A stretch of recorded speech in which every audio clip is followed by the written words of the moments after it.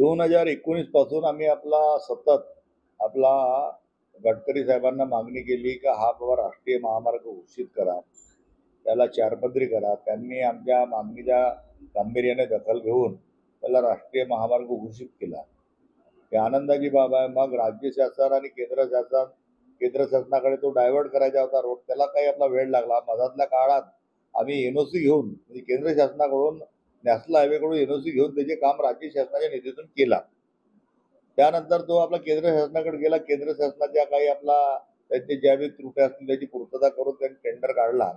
परंतु टेंडरमध्ये काहीतरी घोड झालेला आहे का अनफिट ठेकेदाराला हा काम दिलेला आहे आणि अनफिट ठेकेदार वेगळ्या पद्धतीने नॅशनल हायवेच्या अधिकाऱ्यावर रुतबा झाडत असतो.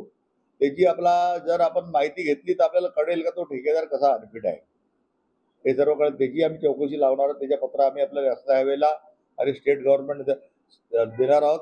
शेकडोच्या संख्येने या ठिकाणी नागरिक अपघातामध्ये जखमी झालेले आहेत. काही प्राण सुद्धा गेलेले आहेत.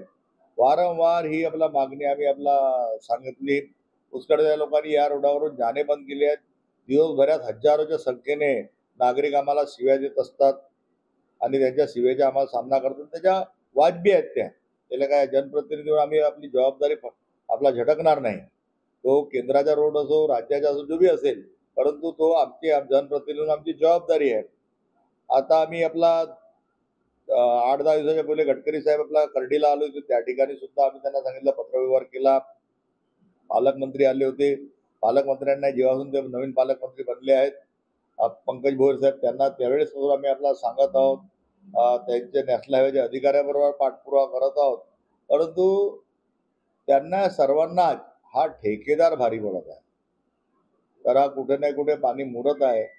आता आम्ही 1-2 दिवसात आणखीन उपमुख्यमंत्री साहेब अजितदादा पवार यांना भेटू आणि हा अनफिट ठेकेदार याची चौकशी व्हावी अशी त्यांना मागणी करू.